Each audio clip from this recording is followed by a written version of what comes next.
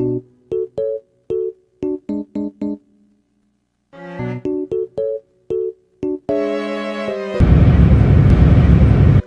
think I have a real problem with, like, the outside world.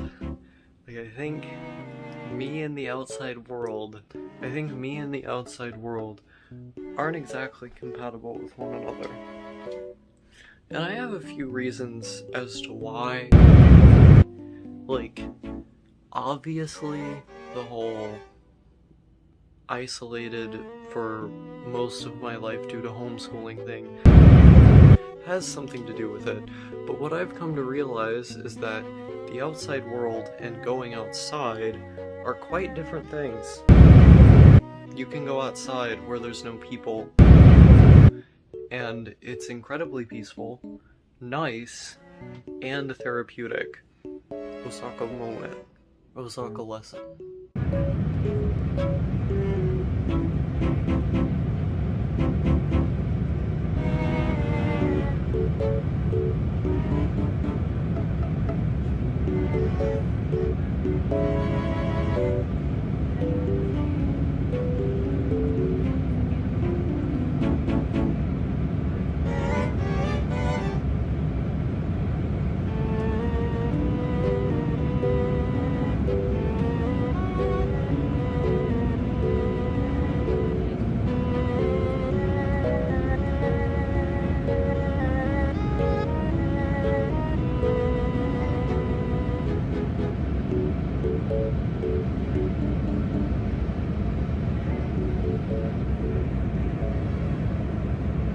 Oh, we're like recording now, I think. Or is this? Okay, it looks like we're recording. Yeah, fuck yeah. Okay. We're gonna take a look inside my fridge now. Ooh. Look at this. Pink monster. Pink monster. Out the wazoo. This is something to be proud of. I have no idea if I'm gonna release this or not, because it's basically just gonna be giving ammunition to people who have consistently told me not to transition, or that I'm just not like a real woman. But at the same time, I really doubt they're fence sitters on that issue who are just kind of like uneducated, who are now all of a sudden going to side with those people in the face of, both negative and positive effects for my mental health that I describe. So I think, why the fuck not, for the sake of transparency. I talk about these things anyway. It's like, you can only mitigate a reaction so much. You can only micromanage your image on the internet so much, to the point where, like, at some point you're just not going to be on the internet. Like, if you really don't want people to react to the things you're saying, just don't fucking be online. Which is something I've done, I guess, consistently for a while now. I'm getting fucking raped in this game, holy shit. But, currently I have COVID. And COVID is kind of kicking my ass. This is the second time this has happened. It's not a fan of me. It seems this virus shows up in my life an awful amount. But no, I went to the mental hospital back in December. Back in like late December. I was there for, I want to say 4 or 5 days. And the whole time I wasn't on HRT. I got prescribed HRT while I was there. I got the Lily Osaka diagnosis, I guess you could say. Because this is something that I haven't really been disclosing, just due to, I guess, an innate fear of medicalism in Kentucky, even though, like, for all intents and purposes, like, by all traditional, definitions of gender dysphoria, like, I fit under them quite neatly. Like, I've been afflicted with this since I was like 6 years old. I've shown signs throughout my life that like have caused significant distress. And since getting on HRT, I both like became sober from a persistent drug habit that was in large part caused by that aforementioned innate discomfort. You know, and it's had a wide-ranging number of positive effects in my life in regards to my self-image, in regards to just like my will to live, because I'm like, well, if I'm a woman, if I can be a woman, if I can, you know, put on the dress and like, and see the curvature of my body and see, you know, how my hair is not gonna fall out and all that shit, like, these things increase my will to live. When I went from, in the past, like literally attempting suicide because I thought I would never be a girl, you know, this is something I've experienced. And so, like, wait, okay, so I'm supposed to take out this guy, alright. And so, you know, it, like, the benefits here are pretty undeniable, but, it seems like there's a couple consequences under my belt as well that, you know, I have to reckon with somehow. One of the main ones is new / worsening depression, which I think could possibly be attributed to some kind of hormonal imbalance, because, oh fuck, Jesus Christ, I just run into the bullets, don't I? That was my strategy as a kid playing first-person shooters, you just fucking run into them. But, like, oh fuck, what was I talking about? My brain is soup right now. This is fucking virus. But, like, new or worsening depression. Okay, so, you know, this has been something...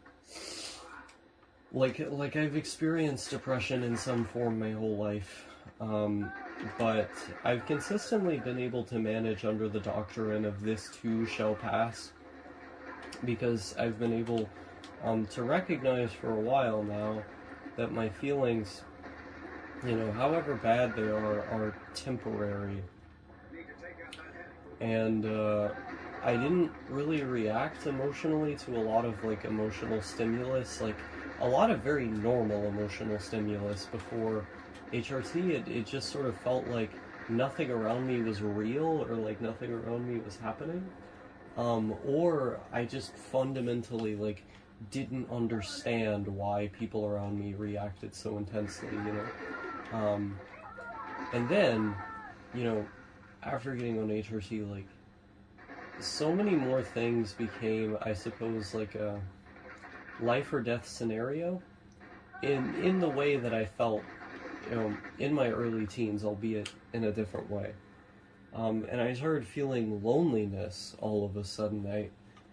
I never really felt loneliness throughout my life. Like, that was never really a thing. And then, all of a sudden, like, my whole life starts revolving more so, like, around people. It's not like I became, well, that's a bit of an exaggeration. It's not like I became an extrovert. But, like, I started needing and clinging on to, like, calls, for example, because I was just in my room. But, you know, even when I went outside and I did things, if it was snowing outside, I could have a really nice time. Raining was also nice. If I was in a place I could explore. The other forms of weather just didn't fucking do anything for me. This has always been the case with me. I like mist, I like rain, I like snow. You know, so those are the contexts in which I like going out walking. And I've had a history of having pretty big emotions when I see those kinds of weather. And I was still capable of doing that. But also, like, many of the walks I went on, I just left them, like, feeling empty. And it's the same, like, even with, like, a lot of games, like, pre-HRT I would normally enjoy, I just left them sort of feeling empty. I left a lot of things feeling empty when I didn't necessarily before. And also, you know, consequences for like my libido basically became non-existent. I feel like my libido became performative more than anything. Like, you know, in the context of a relationship, it's like, well, I did get horny in relationships. That was just about the only context in which I could. But like, you know, it would be like a thing where, you know, well, I'm supposed to do this right now because that's part of connection, and then you do it, and it's like, okay, you know, but I wouldn't really find myself enjoying the experience of orgasming a lot of the time. Sometimes it was way more intense than before. Like, there were certain orgasms I had that were like pretty incredible in retrospect, but you know, most of the time I think it felt just significantly less sensitive than it used to, and less like I guess satisfying, and you know, I didn't have the desire to do that, and in the past, like it could be a therapeutic thing to relieve stress, you know. Fucking Lily Osaka wanks 3-4 times a day, easily capable of doing so. A lot of the time I didn't, though. And you want to know why? It's because I felt so thoroughly disgusted with the existence of my genitalia as it was, that I didn't feel capable to. Like, I would try, and then I would just, like, get freaked out by it. And so that was where gender dysphoria heated my ability to, like, engage in that. And so it's a double-edged sword, I guess. But I think just, like, the fact that I had tea in my system... Oh, yeah, this was the other thing. Hormonal imbalances. So I talked about new or worsening depression, and I didn't really finish on that point. I had no way of knowing if I had a hormonal imbalance for, like, the whole year that I was on HRT. You know, this has been somewhat of a point of propaganda. I've brought up when, like, more skeptical people have talked to me. I've been like, oh yeah, I get tested, whatever, you know, just kind of to dismiss whatever claims are being made, unless it's like someone I like really trust or like know well. In large part just because I don't want to fucking hear about it. Like, I don't want to hear people telling me not to transition or whatever. Because all of the points of contention they have are like things that I've heard before, so I usually just try to shut down the conversation. And things that I've told myself a million times. But like, let's see, where was I? So if I had a hormonal imbalance, the depression would make perfect sense. I hadn't been getting tested to see if my hormones were in proper, like, female ranges, and I don't necessarily have the capability to do that right now because I have COVID, but now that I have HRT prescribed, I'm supposed to refer to my general practitioner so they can refer me to someone to get blood work done, which, I mean, that's going to be fun, you know, having to explain that. You know, I have to give my psychiatrist the referral information and everything as well. Like, it's going to be a bit of a nightmare just because, like, having social anxiety and then being trans in the South, like, that's painful. But regardless of all that, oh fuck, these sand niggers coming after my swag. Never trust a sand nigger. That was a lesson I learned. That was a lesson I learned recently. Never trust a sand nigger. If there's one thing you can learn from this video, never fucking trust a sand nigger. Anyway, Um, yeah, I dated one. Not if you're one of the sand niggers I've dated and you're watching this video, just I'm probably not referring to you because you're not Lebanese.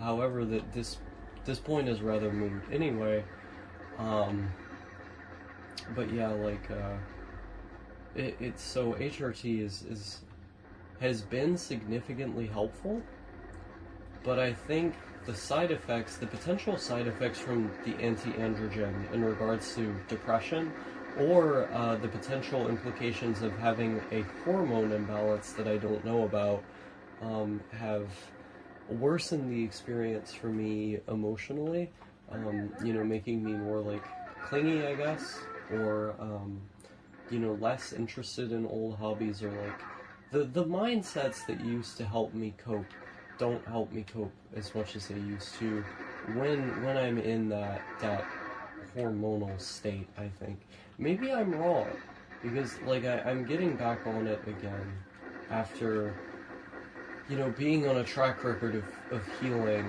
These are basically just theories that I'm positing, by the way. Maybe it was the relationship that I was in. I was in a relationship for over 7 months, that in many ways was very bad for my mental health. Like, both of us were very bad for each other. Just due to like the innate contradictions within our individual mental health problems, the way they conflicted with one another. And that's a story I can tell another day. But, maybe that's the reason. Maybe that's the reason I started having all this shit go on. I definitely started feeling more affected by things on HRT. That's no joke, but perhaps that's just part of going through puberty again, Like, not really a relevant thing. Oh shit, I'm gonna die. Gotta destroy the heli. Okay. I'm gonna die. Oh shit, the heli is getting me. Okay. I destroyed it before, but then a fucking tank came after me. I have to drink Gatorade. Gatorade is gonna save me in this instance. Fucking hell. Yeah, I don't have Pedialyte, so I'm drinking Gatorade.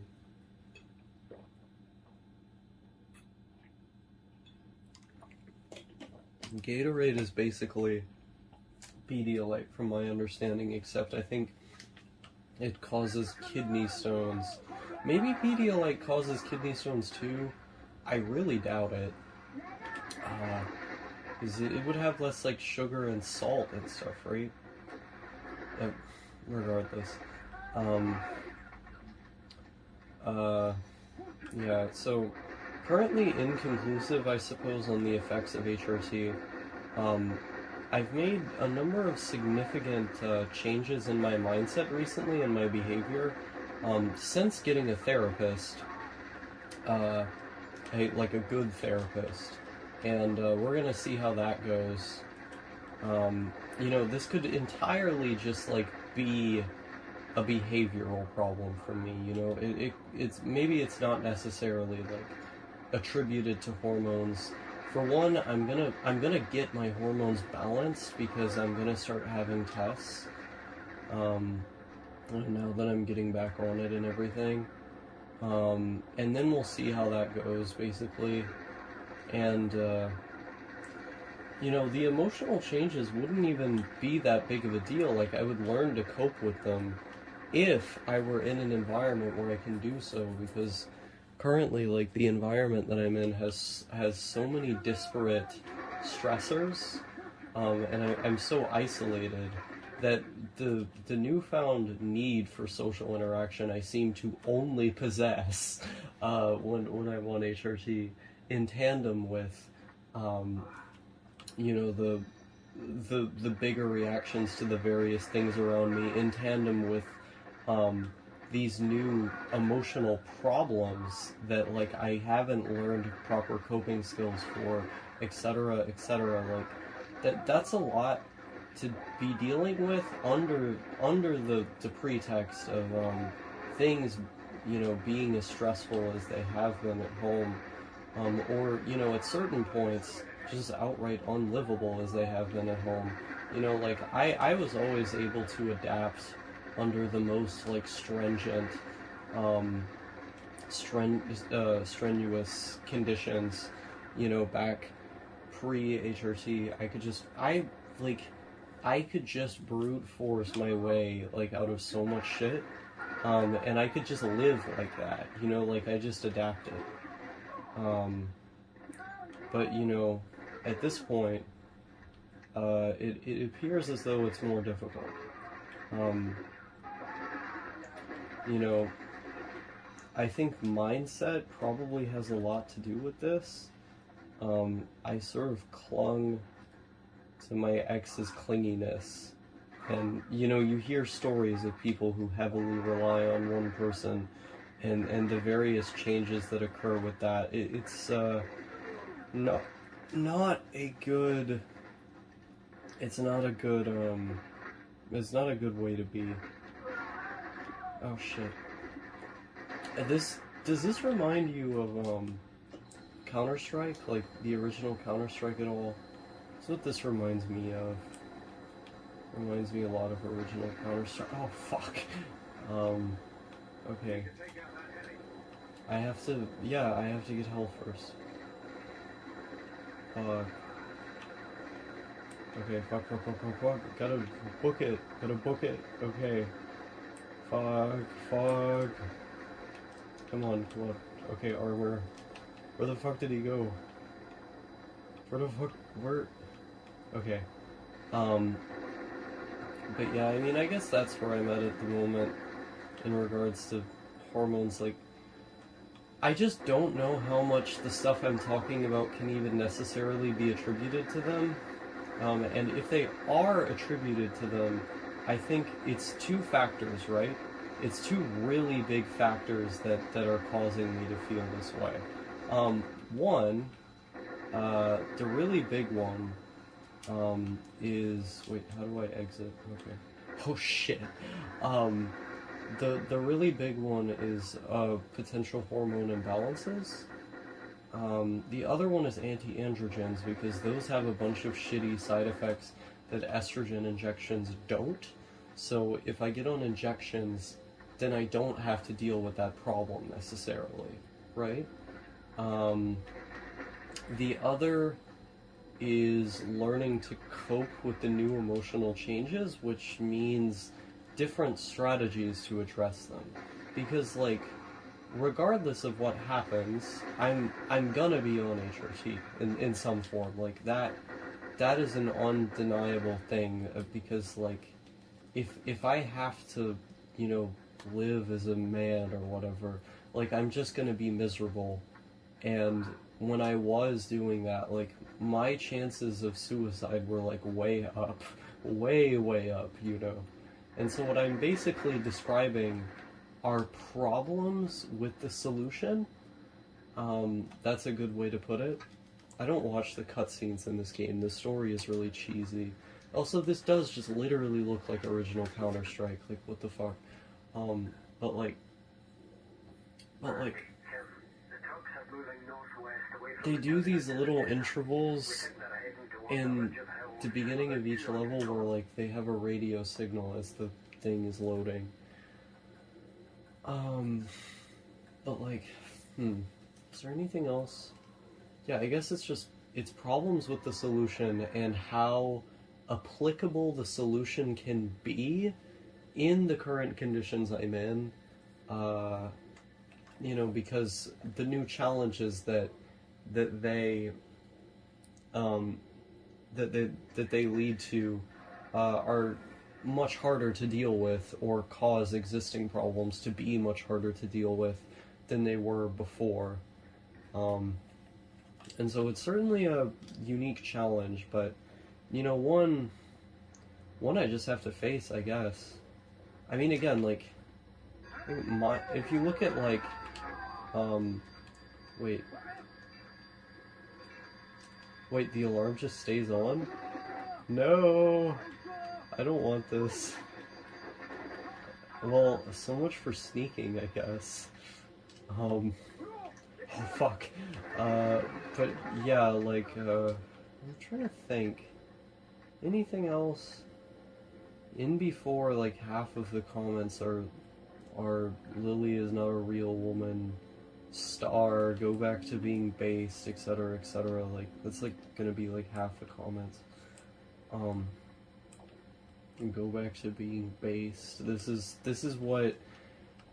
See, I read a study about how autistic people are believe in like morality and justice much more strongly, and that they tend to have stricter determinations for morality than neurotypicals. And then I thought about 4chan, and I was like, wait a minute. 4chan is just...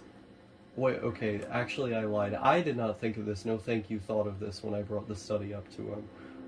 But then Noah was like, in our conversation, was like, you know, actually this is why this is why people on 4chan are like so against trans people, because they see it as like an invading force on autists, and that this like essential grooming is like fundamentally evil, you know, which is why like 4chan is so conservative in that way, because they're autistic.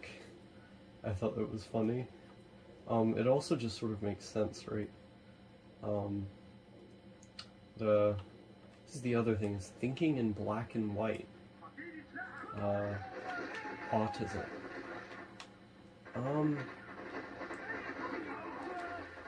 Yeah, what else?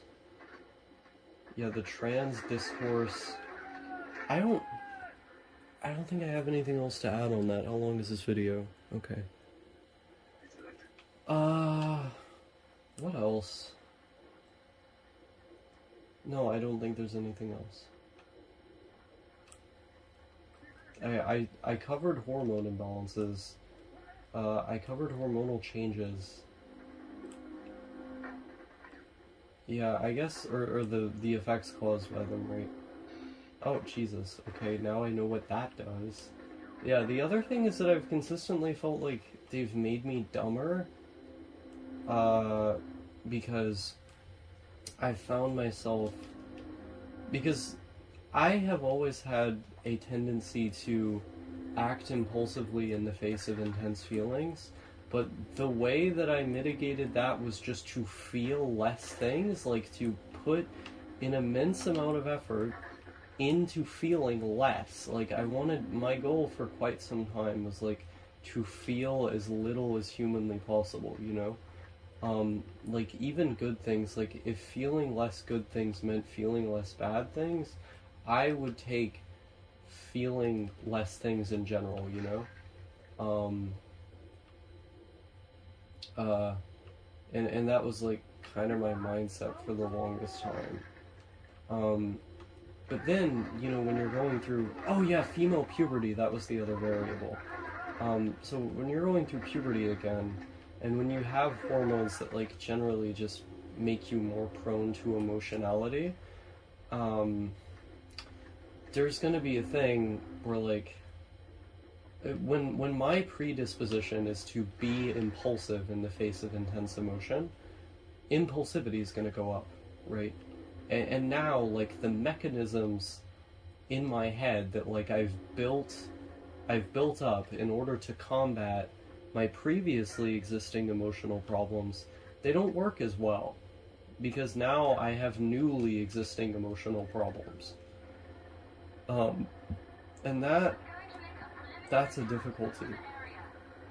That's a difficulty I haven't exactly known how to address. I think definitely getting that guy out of my life was a good step, and I think I think, like, being rewarded by the people around me for like the positive changes I make, surrounding myself with more successful people so that I'm more motivated to be successful myself. You know, like, making sure that, like, my mindset and the way I respond to situations is like in line with like a rational perspective, just being as mindful as I possibly can. You know, these are things that I've neglected to do as much as I used to, because I didn't see a reason to, I think. I think, like, at the end of the day, I could just rely on, like, the one person I had, and he could rely on me in this sort of, like, nasty, nasty cycle. And then that could be that, you know?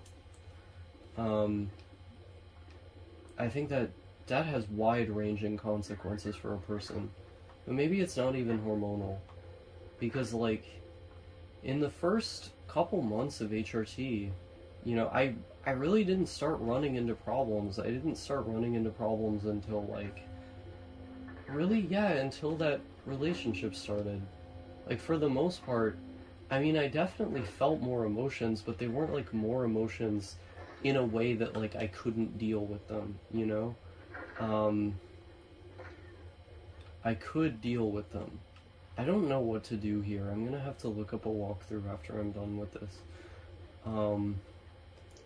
You know, so I think there's a separate issue here, you know. Perhaps, like, very little of this is even hormonal, or it's just a lot of psychological stuff that the hormonal stuff is interfacing with. I'm just not entirely sure yet. Yeah. Brains, they do be doing. Wait, I'm 1 more minute until 30 minutes. I have to make this canon with the rest of the Osaka syndrome content, or else I'm just being a LARPer. I'm pretending to be myself. Because my videos as of late have been, like, upwards of, I don't know, 30 minutes to an hour. I prefer that. I prefer the longer videos. I don't want to, like, look at my channel and then have a bunch of short videos unless they're, like, written. Because the length is usually, oh my fucking god, are you serious? Okay. Because the length is usually, like, a designator of whether or not it's written. So, like, if it's like a 10, or if it's like a 5-minute video especially, but if it's like a 10-minute video, you're like, oh, okay, this is something she wrote. But, like, the longer videos people can pretty reasonably assume are vlogs. I started having really high standards for, like, what vlogs I produce. Like, I wanted them to be, like, the videos that I clip together at all times, or I wanted them to be, like, a super intriguing subject at all times, but right now I've been toying with the idea of just doing videos all the time again. I find that appealing. And I think I'm at a stage in my life where, like, the productivity associated with that is something I definitely need. Writing poetry has been something I've been consistently doing, which is, like, added to a sense of progression. Same with reading books, which I haven't been doing nearly enough because of, like, the noise issues in my house. But, I mean, that also, you know, helps with, like, having a sense of progression each day. The videos are another piece of that. And, if I can, you know, just kind of put stuff out again, you know, it doesn't really matter, like, if I lose subs, because it's not everyone's cup of tea, or if, like, the standard of quality isn't super high, because I don't make these for anyone but really, like, myself. I mean, that's always been the case. Oh, that's all I had to do? What the fuck? Okay. But, like, wait, so I disabled the... Wait, so I got rid of the lightning on it, so do I have to do this now? No? Okay, that doesn't... Well, I mean, it lit up. Okay. People who have played this game previously are, like, losing their shit at me right now, I'm sure. But, what the fuck was I talking about? Yeah, but, like, the point of this channel has never been to have, like, super um, well-edited videos or whatever. Oh, that was what you were supposed to do. It's always been a vlogs channel, and like, you know, some of the forgotten classics of Osaka Syndrome were the videos where I just pointed the camera in front of the TV and I talked. I think like the lo-fi aesthetic of the channel has been one of its like biggest appeals, and so holy shit, the slowdown. Okay. Oh fuck. No. The way you change weapons in this game is so slow. It's like actually kind of incredible sometimes. I mean, this game is pretty visually impressive for like a PS2 game. But like Jesus. The slowdown can be pretty gnarly at points. Investigate the truck. Complete. Okay. Damn, shouty. Oh, do these two use the same? They use the same kind of ammo. Okay. I need to get a better weapon, I think. This bitch is talking over me, so I'm trying to think of what to say. Oh yeah. Okay, so the lo-fi videos, I would like to do more just like this because, you know, like, there are people out there who see the content one produces, or the volume of content one produces, as like an insult to the viewers, which is why they subjugate their releases across multiple accounts, which is something I've tried to do, but at this point, like, Osaka at Night is really just for like short videos, like really short videos, or like random tidbits of things that I feel like just don't fit here. But even then, like, a lot of the time those videos have ended up in compilations that end up on this channel. So like, what even defines like the nature of the content on this channel? I think generally like it tends to be length and scale. So like a video that's a compilation of smaller videos that I put on that channel, or like I Am Ukasuga or something, which, you know, people seem to be finding as of late. I Am Ukasuga has kind of been a trade secret before that point, but you know, those videos get put together with some, like, I guess weirder editing as one big video, and then that enhances the sense of scale. And so I guess that's okay. I guess that's why length is important to me. Lol. I wonder how much I damaged my phone by doing that. All I did was move on the bed, and then that happened. Sorry for the noise, bros. Lily bros, Pepe hands. But yeah, like, fuck, what was I talking about? I don't know. Osaka Syndrome has more, like, scale and shit. This video has scale because it's 40 minutes long. Brains be doing. Yes, you literally can. I can film myself. Oh my god. Yeah. I can make a vlog like this. I can literally move the shit on top of my TV, and I can make a fucking vlog. Wait. Okay.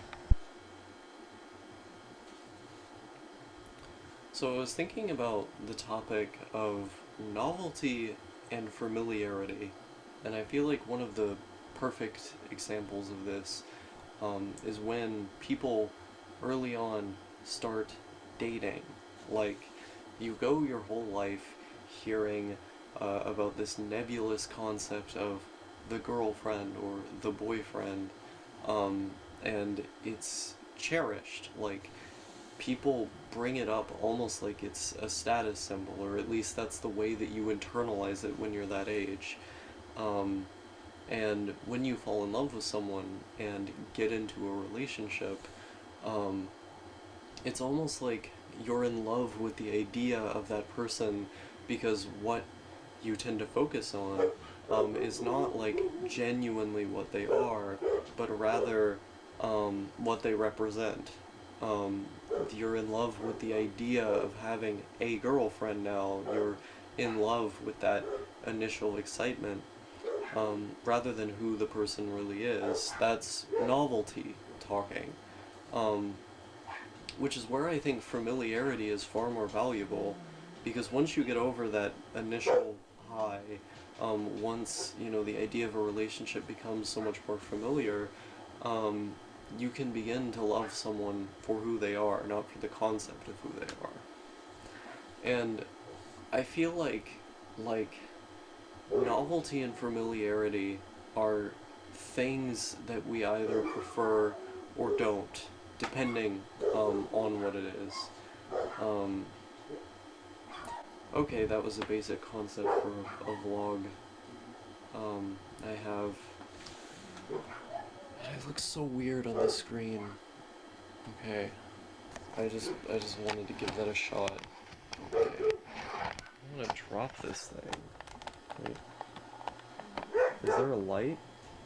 There's a light on this thing, isn't there? Light. Wait, that's the eject button.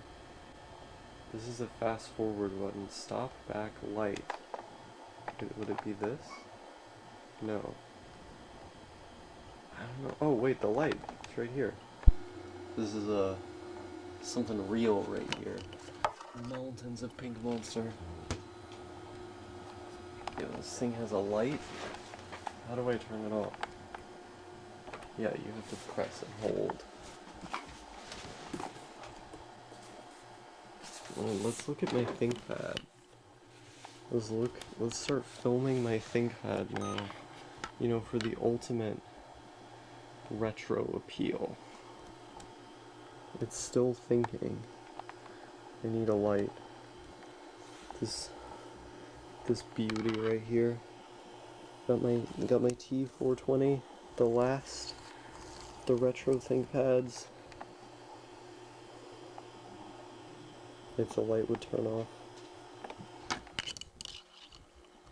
See what we can look at on here.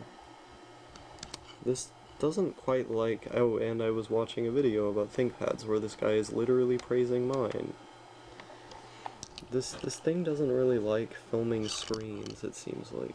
Wait, no, I don't want to turn this off. You try to film screens and it's just kind of a blur. Also, really fucking heavy piece of machinery, like holy shit. Well, that's how it be. Hello, Straw-Domain.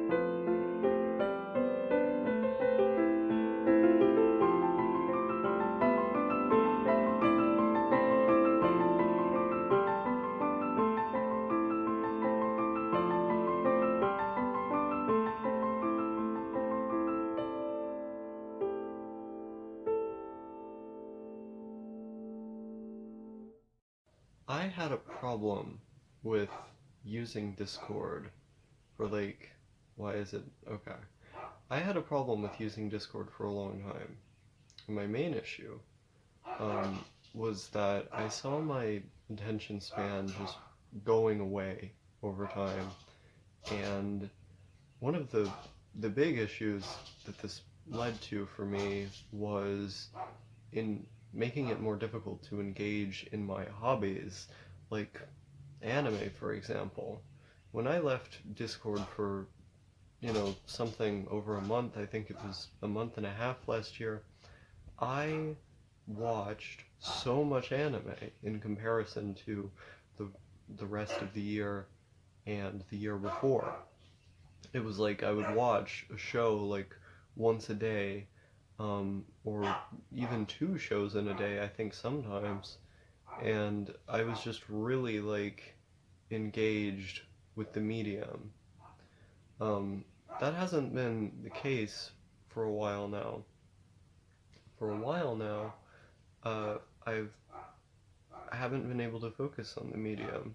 I've been watching a somewhat moderate, I guess low moderate show, Golden Kamuy Season 3. I liked the first and second season. The third isn't really doing it for me, and I haven't been able to focus. I find myself with the urge to check my phone, or to see, even now as I'm making this video, I'm getting Discord messages. But I see myself with the urge to check my phone or to look away at something, and it's more difficult to just process the things that are being said in the show. It's like I read the subtitles and for whatever reason they don't click. I don't seem to understand the things that are being said despite the text being basic. Um, and this is an issue. Um, it makes it to where like there's this medium I enjoy that I just can't engage in the same way. You know, I believe it was 2019. It could have been, no, I think it was 2020, like after I did the whole hiatus thing. I got rid of Discord on my phone, and I did this for like months. Like I didn't have Discord on my phone for months, and I found myself reading more than I was. Reading consistently has been more easy for me to do when I've been enveloped in Discord than watching anime for some reason. You'd think it would be the opposite. Maybe I just enjoy reading more. Um, but I was completing more books back then. Um, and I, like the less consistently I've used the platform, the more I seem to be able to engage in these kinds of media that are very rewarding. Probably some of the most rewarding to complete, but take more effort to consume. I've always had this issue with anime of my mind like wandering when I've been reading for a certain amount of time. Um, I think in general I have an executive functioning problem with doing anything that like requires a consistent amount of reading over a prolonged period of time unless I'm just really into whatever it is I'm consuming. Like when I watched Full Metal Panic, I've seen the whole show, all of the seasons. Um, I couldn't even Fumofu, which is like that's really rare for me to say with like any kind of show. Generally, I don't consume them to that extent. Um, like I couldn't put that series down. It was so good. I loved everything that was happening, and so of course I would finish it to the end. There are certain books I have I'm looking at over there that I guess you could say are somewhat long that I either completed in one sitting or over the course of like 2 days. I couldn't put it down. I hyper focused on what I was doing. So it's not like, to switch hands here because I've been getting very weak. Um, it's not like this is impossible for me to do. It's more like depending on the state that I'm in, it's more or less difficult. And the more alternatives that I have that provide instant gratification, the more these tasks that I like doing are difficult. You see, a lot of books and a lot of anime um, tend to be like a 6 or like a 7 out of 10. And that's good. That's a positive score. And yet, like I I find myself just not engaging with those pieces of media because I have the instantly gratifying alternative of Discord, right there on my phone. Um, and I'm starting to wonder, like, it should I just take it off? I don't know. I don't know if I should just take it off. Because I certainly want to be doing more than I am right now. Like, I, I, I think in general, things that are hard to do are more satisfying and make you happier. Like, I was a lot happier when I was reading consistently and finishing things, and watching anime consistently and finishing things. I remember those shows, I remember those books, they don't just go in one ear and come out the other. Like, I, it was meaningful. I remember a lot of the video games I play too, but, I want something that takes a bit more effort, that, like, I have to think about. Okay, have I ever explained the flags in my room? Like, it's probably gotta be odd to, like, put on a video of mine and then just see a giant Chinese flag in my room, like I'm some kind of China supporter or something. Well, I'm obviously not. I would say that I'm, like, the exact opposite of that. I think, like, China is probably on the level of, like, Nazi Germany in terms of badness. like, like they are one of the, li- yeah, I mean, you know why China's bad. Well, I watched my video on Hong Kong and read George Orwell's 1984. China not so good. Um, the other flag here I have is of Bhutan, and then I have a pirate flag. Okay, Bhutan is actually based in red pilled. I'm skeptical of some of the propaganda from the government surrounding the country, but in general they're like an epic, like, Buddhist country that's, like, does epic things. Um, like, yeah, I just like the aesthetic of their nation, and they seem to be epic. That's all I have to explain. Google Bhutan. Also, their flag has, like, a giant dragon on it, which is really epic. I have a pirate flag because I thought it was bigger.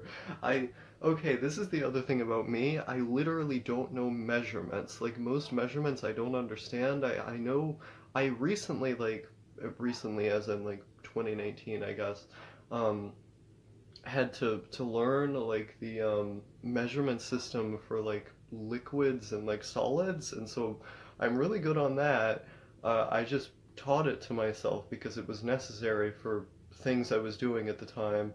Like, oh, this many. I don't want to get into that, but, like, I, so I thought it was way bigger than it was, and what I wanted to do was put it on this wall, so that way that wall would be covered and I wouldn't have to worry about it. I used to have the flag of Kazakhstan here, which is, I guess, a pseudo fascist kind of country. Probably pretty confusing to have a country like that up there and then have another actually fascist country like China there, but don't worry about it. Um, their flag just looks epic. Like, it just has a really epic aesthetic. It's got that, like, screaming blue and then, like, an eagle, I think, on it. That's so cool. And so I had that there covering the wall. The main reason I have these flags here is because for the longest time I haven't been able to afford posters. When I've had money, I've had to put them into other stuff that was more important, or I I could do the alternative thing, which is get really big flags. Um, that Rakugo Shinju wall scroll, which, yes, I did tape up instead of putting it the right way. Um, that wall scroll I've had for, like, a long time. I think it was, like, a gift from, like, a boyfriend at one point. I don't even remember. I think that's what happened. Like, I had a boyfriend who gave me that. Anyway, like, it might have been, maybe it was money a boyfriend gave, I don't, whatever. Like, so yeah, like, I have that wall scroll there, and it's big, and it looks epic. I want more big things to encompass space in my room. Like, I don't like the wall just being plain. I don't like looking at it and then thinking, oh, it's just an empty wall there. Okay, there's there's nothing there. It feels dead and empty.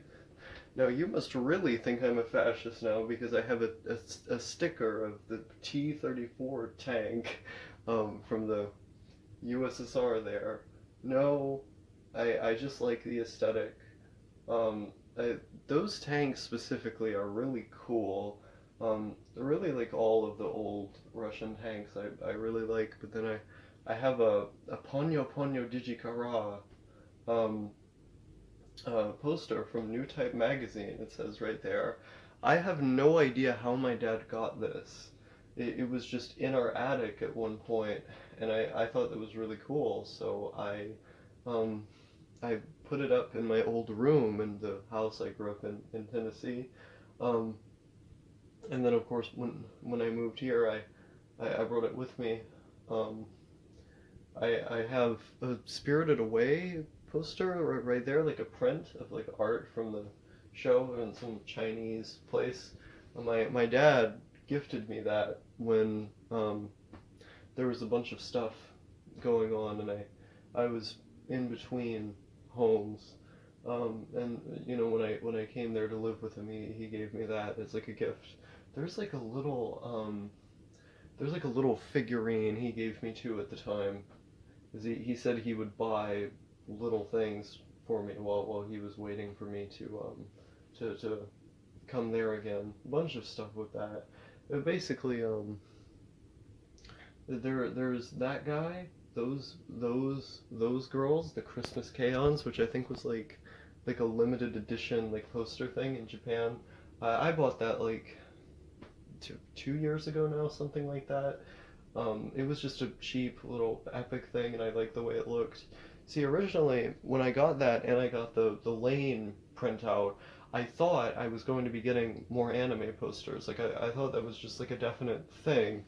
Also, I really don't like how I did this. I originally put these ones here, but because I wanted the Lane poster to be like in tandem with my monitor, I left this big gap in space, and so I'm thinking of getting like a bunch of stickers and then putting them there. I don't know what to do about that. I mean, I could move those posters, but the Doom poster is breaking apart from how much I move my chair. Geez, I have not done this in a long time. My voice is like killing me already. I used to be able to do this for hours. This is really hard.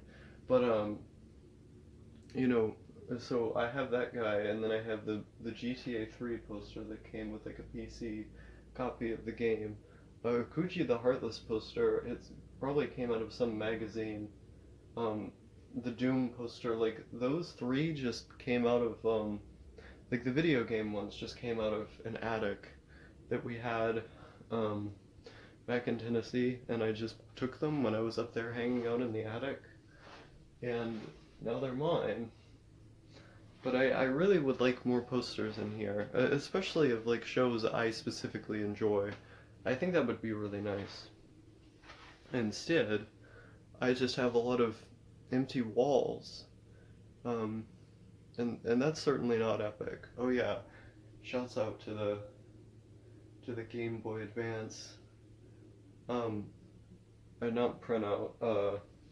It's like, you know how in the store display, I guess you could say it is like they were taking out the little um like uh you know what I'm talking about.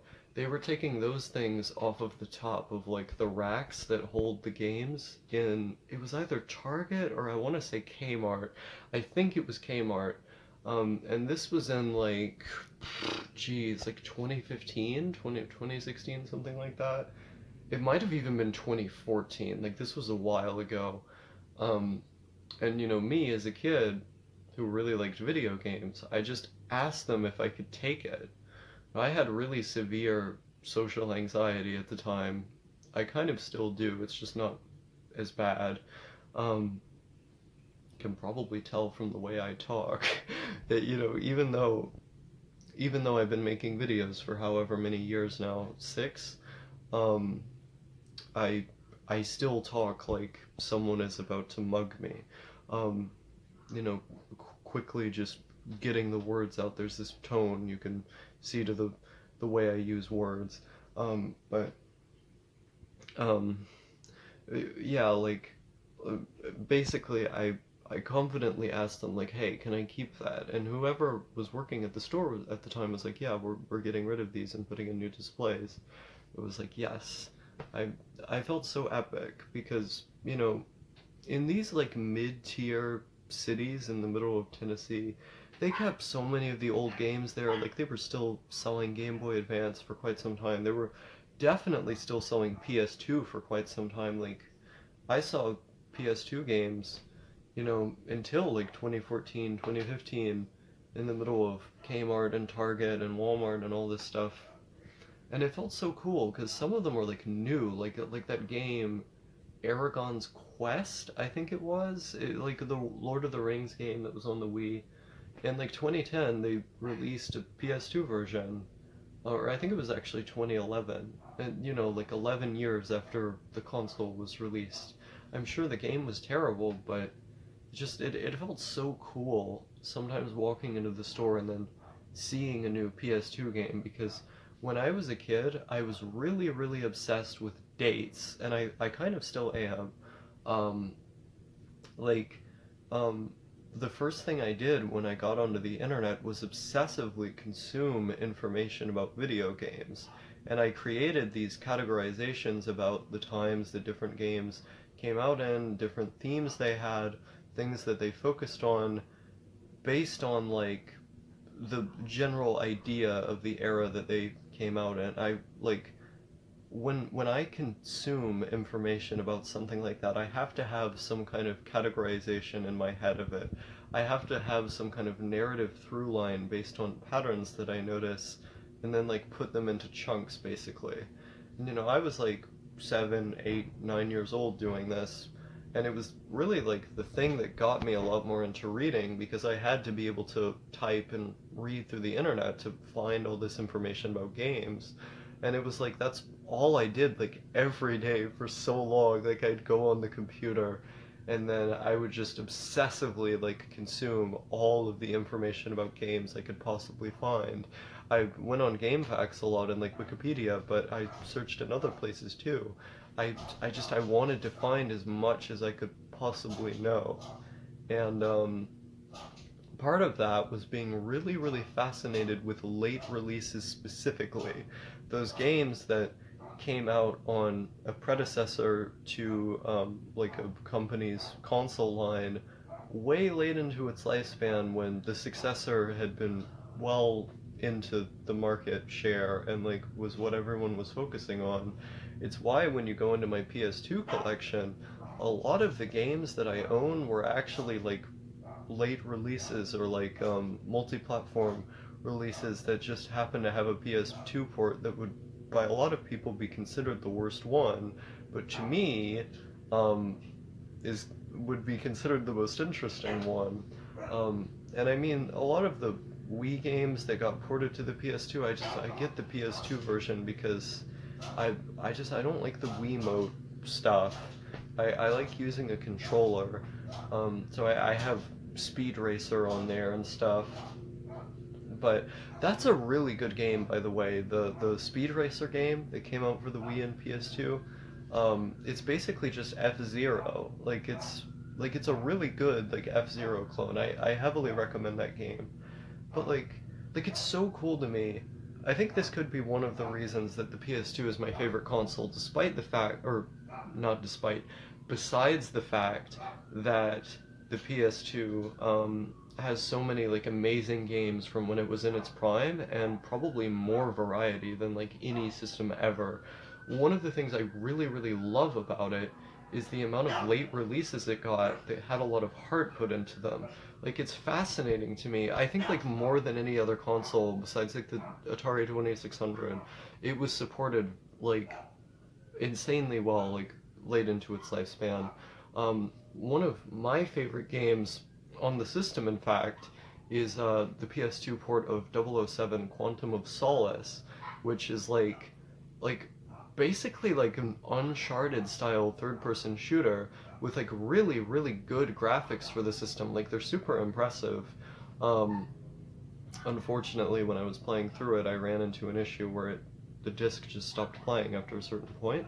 But like it's really fun, and it was a game that they made completely like new for the PlayStation 2 in like 2009 or something. Like I think Treyarch or Activision or whoever just sent it over to this other subsidiary of their company, and they had them work on it, and like it's different than all of the other Quantum of Solace games. It's like just an epic third-person shooter, whereas like the Wii version, in fact, like was just a downgraded first-person shooter that was like meant to resemble the ones that were on the 360 and PS3. I mean, they could have just ported that version if they wanted to, but they made a whole new game, and it's because the PS2 like because it was able to play DVDs, and because it was so ubiquitous as a console that all of these people had and they just wouldn't upgrade, it was being supported for so long by Sony themselves, it just made sense to port the Wii version of a game that's already, already has the graphical quality or something similar to that of what a PS2 game would have, or to, in some cases, make an entirely new version of the game that just went on that console because people still had it. And that's really, really interesting to me. Like, and so like there's this like childlike sense of fascination that I get when I play games on the system, even if I don't necessarily enjoy them. It's like I'm enjoying them for the context that they come from, for the space and time that they existed in, and then comparing that to other games relative to the time and other trends I've noticed in the medium. It's pattern recognition and being able to like connect things together. And there's a feeling that I get from that, like a very, very distinct feeling of like wonder and like childhood, like amazement. And I think it's one of the reasons why I love like collecting physical things, beyond the fact that physical things just feel really good to hold. Like what's a good game here? Manhunt 2. Like, look, I can just hold this in front of you. I'm just holding this, like, on a camera. Like, doesn't this feel so cool to do? Like, I feel so epic right now doing this. Like, yeah, look at me. I'm a gamer. It, I really enjoy doing that. Also, this game, Sonic Riders Zero Gravity. This game is epic. Don't let anyone tell you otherwise, but the later Sonic games, the ones that came out in the late 2000s, early 2010s, all of them are good. Even the werehog stages in Sonic Unleashed are good. I don't care what anyone says. 3D Sonic is unfairly maligned. But that's the point I'm getting to. Is that I really love video games. And the way that I love video games is on a very visceral level, like in terms of playing the thing, like the world around me kind of stops existing. And I've been getting that playing through some of the newer Tomb Raider games recently on my computer. Shouts out PC. I basically agree with the PC master race, even though I have so much of a fixation on consoles. I think you can enjoy both. But, basically what I'm saying is, the other way that I enjoy video games is in this very, like, I guess you could say data-oriented way, where I'm just fascinated by trends in the medium over time, the history of the medium, and the dates that certain things came out with. I've always been so fascinated by dates.